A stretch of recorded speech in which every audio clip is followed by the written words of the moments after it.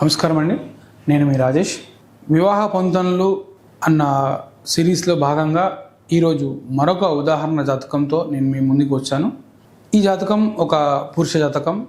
ఇది ఒక అబ్బాయికి సంబంధించినటువంటి జాతకం. ఇతను తన భార్యను ఇతరులు చెప్పిన మాటలు, అంటే చెప్పుడు మాటలు అంటారుగా, అలా చెప్పుడు మాటలకు విని భార్యతో గొడవపడి భార్యను వదిలివేయడం జరిగింది. ఎందుకు అలా జరిగింది, మరి ఈ గ్రహస్థితిలో మనకు ముందే తెలుస్తోందా, అతను భార్యను వదిలివేసే అవకాశం ఉంది అన్నటువంటి అంశం మనకి ఏమన్నా తెలిసే అవకాశం ఉందా అన్న విషయాన్ని ఇప్పుడు జాతక విశ్లేషణ ద్వారా మనం తెలుసుకునే ప్రయత్నం చేద్దాం. లగ్నంలో కుజుడు.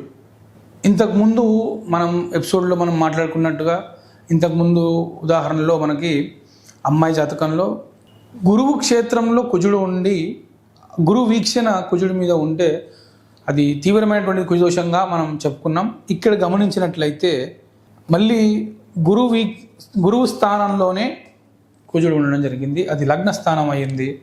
సో ఇప్పుడు మీరు గమనించుకోవచ్చు, అంటే గురుక్షేత్రంలో కుజుడు అది తీవ్రమైన దోషమే. కాకపోతే ఇక్కడ గురు వీక్షణ లేదు కాబట్టి అంత తీవ్రత ఉండదు, కానీ కుజ దోషమే.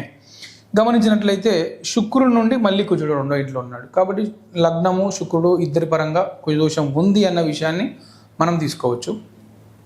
ఇక్కడ లగ్నంలో 2 పాపగ్రహాలు ఉండడం జరిగింది. ఎప్పుడైతే లగ్నంలో 2 పాపగ్రహాలు ఉన్నాయో ఈ 2 పాపగ్రహాలు కూడా సప్తమాన్ని చూస్తాయి.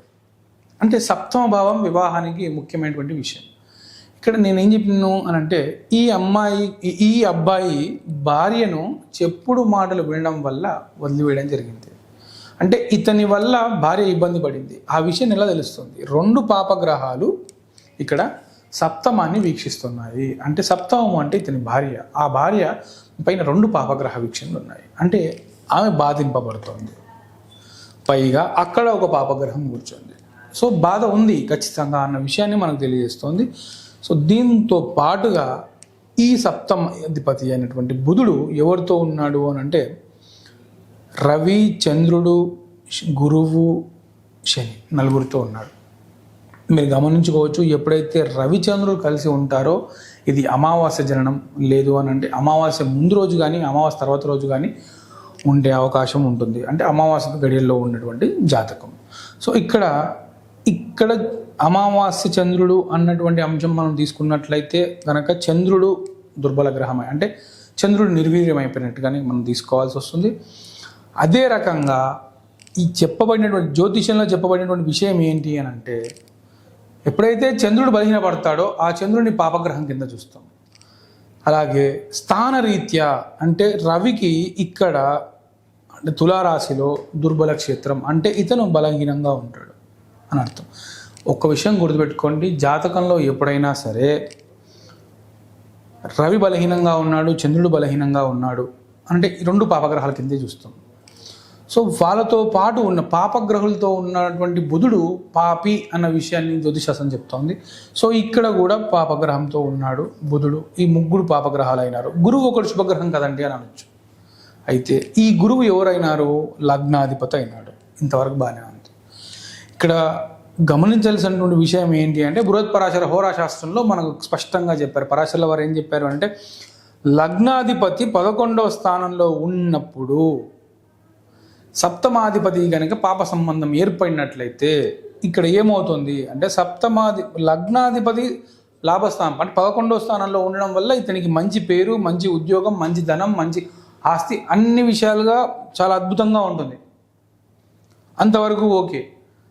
శ్లోకం యొక్క 2వ లైన్కి వచ్చినప్పుడు ఏం జరుగుతుంది అని అంటే, సప్తమాధిపతి బలంగా ఉండాలి. సప్తమాధిపతి బలంగా లేనిచో ఇక్కడ సప్తమాధిపతికి ఏమైంది? బుధుడు, సప్తమాధిపతి అయినటువంటి బుధుడు, రవి ఒక పాపగ్రహం, చంద్రుడు నిర్వీర్యమైనప్పుడు పాపగ్రహం అని చెప్పుకున్నాం, శని పాపగ్రహం అని చెప్పుకున్నాం. 3 పాపగ్రహాలతో కలిసి ఉండడం, పైగా ఇంకో పాపగ్రహం చూడబడడం, ఇవి అన్ని అంటే బుధుడు మిక్కిలి పాపత్వం చెందిన ఉన్నాడు. ఈ కారణం చేత ఏం జరుగుతుంది? మొదటి శ్లోకం యొక్క మొదటి లైన్లో పరాశర మహాముని ఏం చెప్పారు అని అంటే, లగ్నాధిపతి 11వ ఇంట ఉన్నప్పుడు అన్ని రకాలుగా అంటే ధనపరంగా, వృద్ధిపరంగా, విద్యాపరంగా, పేరు ప్రఖ్యాతల పరంగా అన్నీ శుభంగానే ఉంటాయి.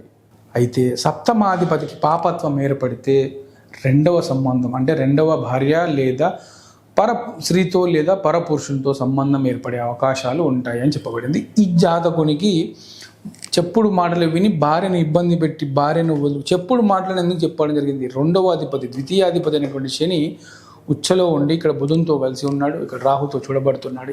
ఈ గ్రహస్థితి మొత్తం కూడా రెండవ ఇల్లు అంటే మాట కాబట్టి మాటకు సంబంధించినది ఏర్పడింది కాబట్టి చెప్పుడు మాటలు విని భార్యను వదిలివేయడం జరిగింది. తద్వారా రెండవ వివాహానికి తను సిద్ధపడడం జరిగింది. ఈ రకమైనటువంటి విశ్లేషణ అన్నది ఖచ్చితంగా మనం చేసినప్పుడు మాత్రమే జాతకంలో ఉన్నటువంటి బలాబలాలు మనకు తెలుస్తాయి.